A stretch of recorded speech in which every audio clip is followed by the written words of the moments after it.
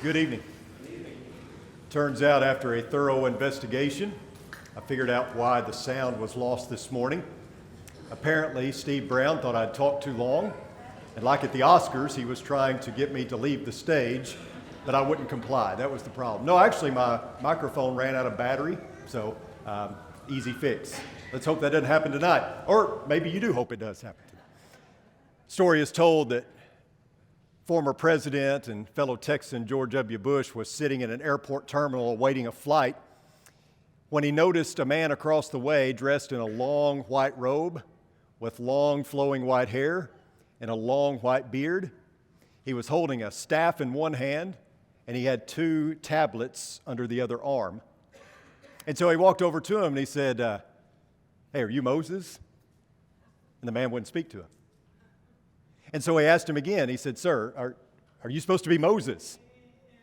Wouldn't speak to him.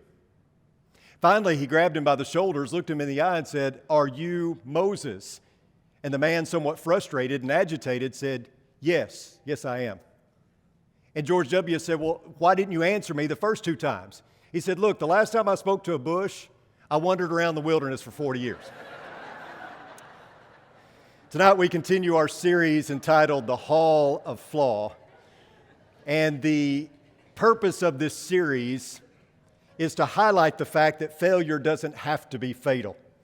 The Bible is a book of failures, and yet we should find encouragement in the fact that God uses flawed individuals. Many of the heroes that we read about in the Scriptures are not unlike us, flawed yet faithful. And that's what you notice when you read through Hebrews chapter 11. It's often been referred to as the Faith Hall of Fame, and all the heroes that are enshrined in this Hall of Honor are individuals who failed miserably, but those failures are not what is highlighted in Hebrews chapter 11. No, what is highlighted is their faith, which tells us a couple of things. It tells us, number one, you will fail, and it tells us, number two, if you're going to fail forward. It's kind of like the young executive that took a job at IBM and he cost the company $10 million in a risky business venture. When the CEO of that time, Tom Watson, heard about it, he called him into his office and the young executive said, I guess you want my resignation. He goes, "Resignation? No, we just spent $10 million educating you." The Bible doesn't paper over the failures of its heroes. Noah got drunk and exposed himself. Abraham lied twice about his wife being his sister. Jacob deceived his father and cheated his brother out of the birthright. Peter denied Jesus 3 times. And Moses let his anger get the best of him, at least twice that we know of. Once led to him murdering an Egyptian. The other time led to him not being able to enter the promised land. And shockingly, those failures seem to be an afterthought. So I want you to look with me what the Hebrew writer states about Moses. Hebrews chapter 11, starting in verse 23. It says, "By faith, Moses, when he was born, was hidden for 3 months by his parents because they saw he was a beautiful child, and they were not afraid of the king's edict.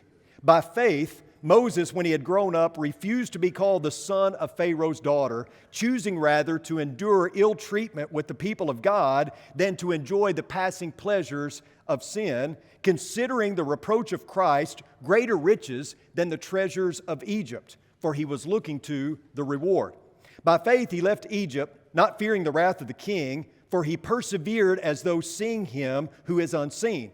By faith he kept the Passover and the sprinkling of the blood, so that the destroyer of the firstborn would not touch them. By faith they passed through the Red Sea as through dry land, and the Egyptians, when they attempted it, were drowned." How many of you have had to say no to something in order to say yes to God? All of us have had to refuse sin. Maybe you've had to say no to a relationship in order to say yes to God. Maybe you've had to say no to a career so that you could say yes to God. Perhaps you've had to say no to certain different areas of your life that conflicted with your service to the church.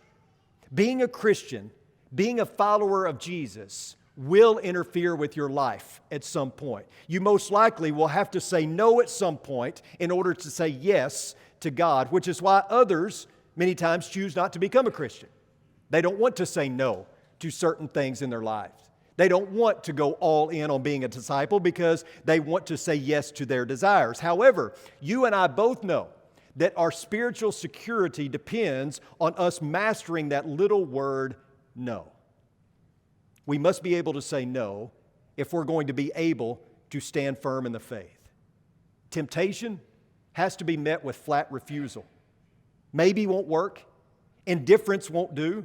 Beating around the bush won't work. Apathy won't do. There must be a fervent resolve on our part to say no to anything that stands in the way of us saying yes to God. It's been said, and I agree, that we are the sum total of our choices.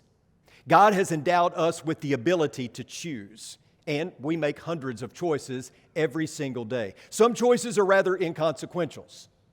Others, however, have a great price attached to them, either for better or for worse. Character is revealed through the choices that we make in life. And when we examine the life of Moses, we see the choice had everything to do with his character. Moses made a choice that would seem rather nonsensical to the world around us. He chose to endure ill treatment with the people of God rather than enjoy the passing pleasures of sin. And the question becomes, who does that? What kind of person would do that? Who chooses to be treated harshly over instant gratification? The world would call Moses crazy, just as they probably think we are crazy for choosing to be here on a Sunday night and listen to some guy rant about Moses. But keep in mind that such a choice for Moses would involve misery and heartache. Moses would be leading a grumpy, stubborn, complaining, ungrateful group of people through the wilderness. He would endure all sorts of hardship, and I'm sure there were times that maybe he even questioned his decision. But Moses knew that one day with the people of God is better than 1,000 days apart from God. So he makes this decision. He knew that it was more noble to serve as the doorkeeper in the house of the Lord than to live in the tents of the wicked.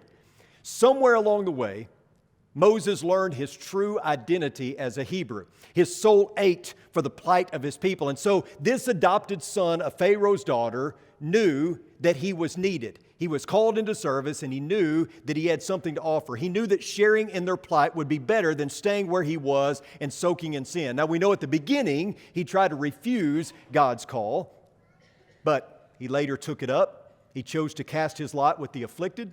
He counted the cost. He knew that sin could be pleasurable. He knew it could be enjoyable, but he also knew that true joy and true contentment are to be found in the Lord. The way of the sinner is hard, Proverbs 13:15. What seems enjoyable for the moment brings terrible torture in the end. And the spiritual fabric of our character is sewn together by the choices that we make. And when given the choice of eternal versus temporal, we must elevate the spiritual over the physical. All too often, we choose the physical because it satisfies for the moment. It's kind of like Snickers. It satisfies for like 30 minutes, right?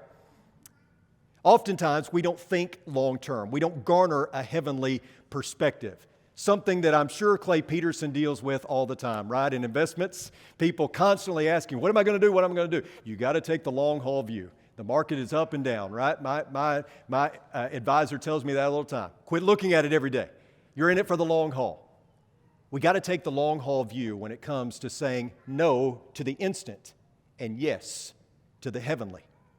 Now, someone once said, as I said, that life is the sum total of our choices, that's what makes us up. Someone also said that life is difficult because, unlike school, you get the test first and the lesson later. And I think that's probably true as well. The board of directors at a bank recognized that there was a young teller who had the acumen to actually be the next president of this particular bank. The bank president was retiring, and so they named this bank teller as the successor. And so he walks in one day to the current bank president's office, and he says, as you know, I'm going to take your place soon. I could use any advice that you might be willing to give. And so the bank president says, sit down, son. And he sits down and he says, 2 words, right decisions. He says, okay, well, that's good advice. How do you make right decisions? The bank president says 1 word, experience. He says, okay, that's good too, but how do you get experience? The bank president says 2 words, wrong decisions. And that's probably true, isn't it? We are a product of our failures. And that's okay if we choose to learn from them. There's only one type of person, and that's the person who has failed God. However, we fail forward when we take the experience of wrong decisions and allow them to become right decisions later on. The greatest challenge when it comes to living in this world is now versus later, instant gratification versus delayed gratification, or being earthly focused versus heavenly focused. So, to give a little background about Moses and the decision he made, in 1920, archaeologist Howard Carter found the tomb of King Tutankhamun, or King Tut. And what they noticed in his tomb was a lot of extravagant treasures, but among them was just a little golden coffin that contained his visceral organs. It was valued at like $250,000. Just that little gold-plated coffin. So that might give you an idea as to what Moses was giving up in order to be with God's people. In Deuteronomy chapter 34, beginning in verse 5, we read these words. So Moses, the servant of the Lord, died there in the land of Moab in accordance with the word of the Lord, and he buried him in the valley in the land of Moab opposite Beth Peor. But no one knows his burial place to this day. Although Moses was 120 years old when he died, his eyesight was not dim, nor had his vigor left him. So when Moses died at the ripe old age of 120, the biblical record states that his eyesight was not dim. In other words, his physical vision remained clear and sharp, but more importantly was the fact that his spiritual vision did not fade. And the Hebrew writer states, for he was looking toward the reward. The verb looking here is rather interesting.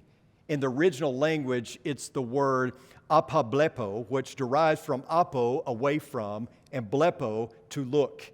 And thus it means to look away from all else and focus one's attention upon a certain object or in a certain direction. We call it tunnel vision.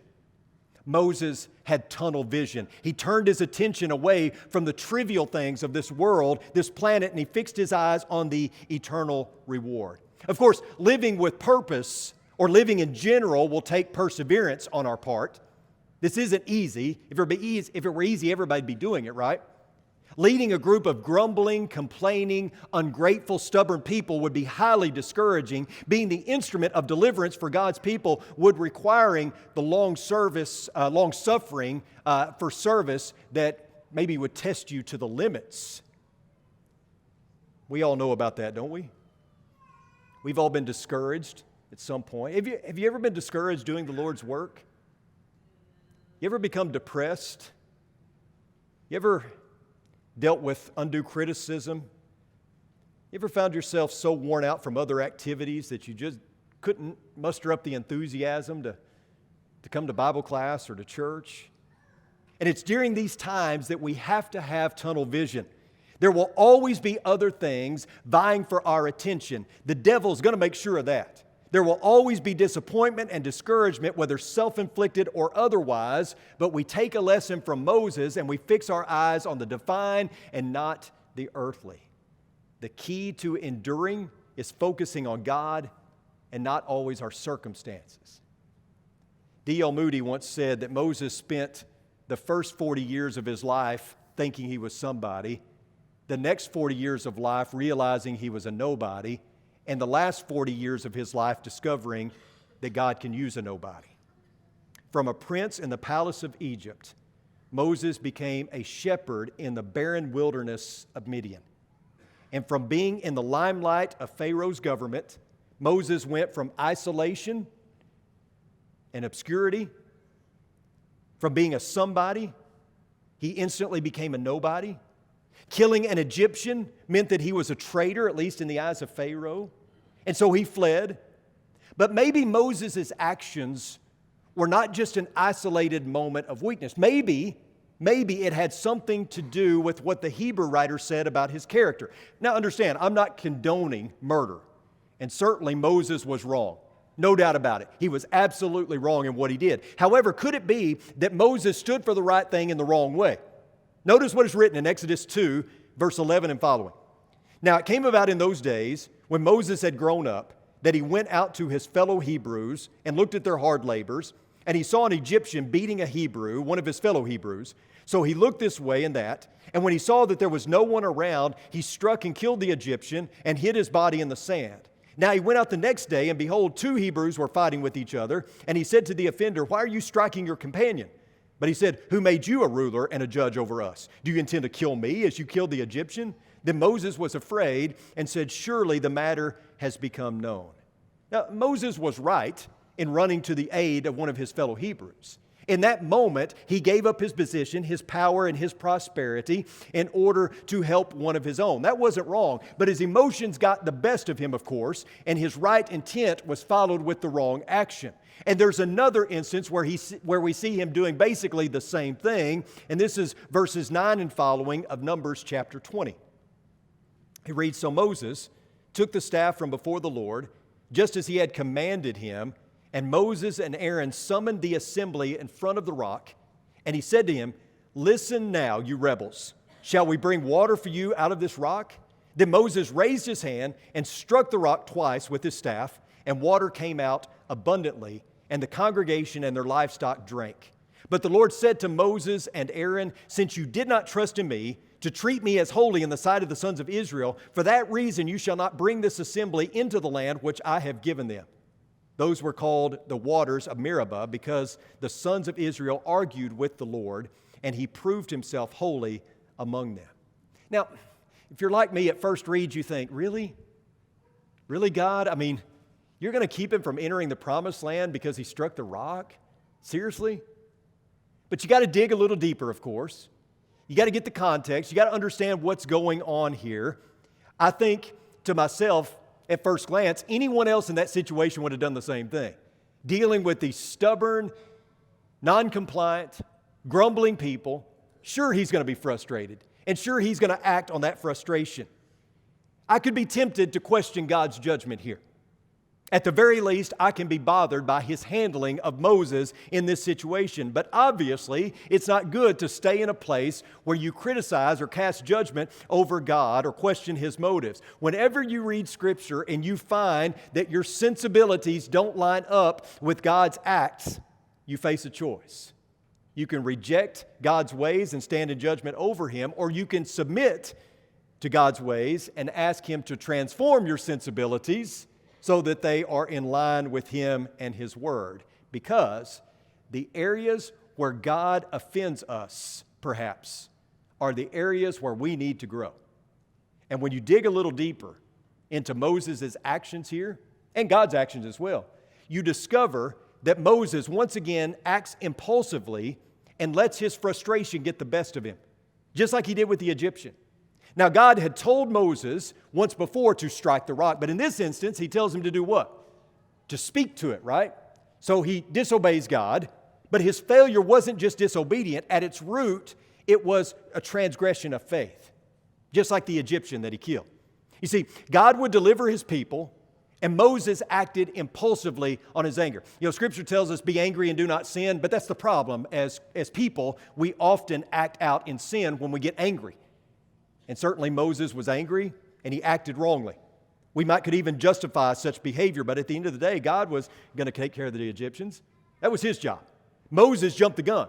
And here at Meribah, Moses did the same thing. He jumped the gun again, and look at it with me. Verse 12, "But the Lord said to Moses and Aaron, 'Since you did not trust in me to treat me as holy in the sight of the sons of Israel, for that reason you shall not bring this assembly into the land which I have given them.'" Over and over again in the Old Testament, you see that God is establishing his holiness. And so some of these situations, like here with Moses or when Uzzah touched the ark and was struck dead, those situations are God showing his holiness.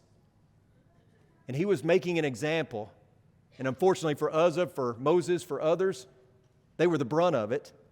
Moses' great failure was that he didn't trust God in the moment. God had always provided, and God would continue to provide. God told Moses to speak to the rock, but he struck it twice. And the third strike was to forbid him from entering the promised land. By striking the rock instead of speaking to it like God had commanded, Moses did not honor God as holy, and that was enough to keep him out of the promised land. And we could say it like this: Moses attempted to do God's work by human strength. He acted in strength rather than acting in power. God's power would provide, but Moses allowed the strength of his anger to get in the way. But there's always a but, right? It always goes a little deeper.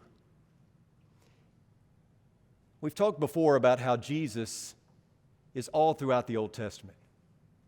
I mean, you can almost find him on every page. You see Jesus here? The rock was always a symbol of generosity and grace. In fact, the rock was not just a geological formation. Notice what Paul writes in 1 Corinthians 10, beginning in verse 1. He says, "For I do not want you to be unaware, brothers and sisters, that our fathers were all under the cloud, and they all passed through the sea. And they were all baptized into Moses in the cloud and in the sea, and they all ate of the same spiritual food, and all drank of the same spiritual drink, for they were drinking from a spiritual rock, which followed them, and the rock was Christ. Nevertheless, with most of them God was not pleased, for their dead bodies were spread out in the wilderness." Over and over again, we see foreshadowing of the Messiah. We see it with Moses. He was a deliverer like Jesus. In fact, the Jews thought that the new Messiah that was to come would be Moses, reincarnated. But he is a shadow of the reality of the Messiah that was to come. We see it over and over again. These shadows keep reappearing, and the rock is a shadow. It's symbolic of Jesus, who would be struck with the rod, who would pour out living water, who would sustain God's people, not just for the moment, but for all eternity, forever, as they dwell in the promised land. You see, the bigger picture is that God had a plan. Moses had to buy into the plan, just like we do. He has a plan for his people. Moses needed to get out of the way and let God work. He was a tool. He wasn't the power. But he took matters into his own hands, and it cost him. However, God still had a plan. He always has a plan, and he will still accomplish that plan. God still had a lot in store even for Moses. He was still God's man to lead God's people. Although Moses would pay a hefty price for his disobedience, it's not like he would never experience the peace of God's promise. He just wouldn't enter the promised land. And to Moses' credit, he doesn't pout, he doesn't quit, he doesn't complain about his punishment. He puts his head down and he continues to faithfully lead and follow. Do you think Moses is in heaven? Do you think he's enjoying the promised land today? I mean, how can you be in the Faith Hall of Fame and not be in heaven? You're going to have a hard time convincing me that he didn't make it to the ultimate promised land. I don't think anyone listed in the Faith Hall of Fame is in torment. Which just goes to show that God is a holy God who demands holiness from his people. However, it's not 3 strikes and you're out. This holy God is still a loving and forgiving God, which means that failure doesn't have to be final. Moses made some bad decisions, but he made one really, really good, life-changing decision along the way: to still follow God in his successes and in his failures. And here's something else that I think Hebrews chapter 11 and really the whole Bible brings to light. Failure is an event. It's not a person. I don't want to make light of failure. Sin is sin, and sin must be dealt with effectively. But failure is not an event. Failure is an event, I should say, not a person. It's not your identity. We identify people by their accomplishments or their failures. You think about it. When you hear Richard Nixon, what do you think of? Watergate. I'm not a crook. You know who Mark Hamill is? You do. Luke Skywalker. He played a lot of other roles. Nobody ever knows him as anything other than Luke Skywalker. Babe Ruth. Babe Ruth was known as the Sultan of SWAT. He was a home run hitter. That's all he's really known for. Did you know he set the major league record for strikeouts? Over 1,300 strikeouts in his career. Unfortunately, or fortunately, depending on the feat, people in our society are remembered more for a moment in time than a lifetime. And for some, history has a way of being twisted in their favor so that they are remembered fondly or not so fondly, even if unfairly. But thankfully, people and moments don't define us. God does. And you read through that Faith Hall of Fame, you will find people who have failed over and over again. There's one woman there by the name of Rahab, and you never see her name without a moniker behind it, the prostitute. Over and over again, these people failed, and yet that's not what's highlighted. And you say, well, Rahab was a prostitute. Moses killed somebody. Noah got naked and exposed himself. Abraham lied at least on 2 occasions. You say, who cares? That's not what they're remembered for. Doesn't matter how you remember them. All that matters is how God remembers you. You go to a funeral, and somebody will stand up typically and read the obituary. And that obituary contains a lot of fun facts about the person who has died. You find out when they were born, where they grew up, where they received their education, who they were married to, how long they were married, their kids, their grandkids, all those things. And those things are interesting. Those things are highlighted because they're interesting and they tell you a little bit more about the person that we are there to honor. But if they're a child of God, none of that other stuff matters. You could just stand up and say, they're a child of God. That's all that matters. You could actually list all of their failures in that obituary. You could stand up and say, Tim Smith was a good guy, but let me tell you what he did. Doesn't matter. He's a child of God. And it doesn't matter what you think of him. It doesn't matter what you walk out of the church or the funeral service thinking about Tim Smith. All that matters is what God thinks of him. That is all that matters. Did you keep fighting to the finish? Did you keep playing till the whistle blew? Did you keep trusting in God? Did you keep the faith? Did you fail forward? That is all that matters. So, if you're someone who is dealing with defeat, if you're someone who is hurting and you need the prayers of this church family, if you need to get back on track, let us help you. Jim's going to lead us in a song. Why don't you come as we stand, as we sing.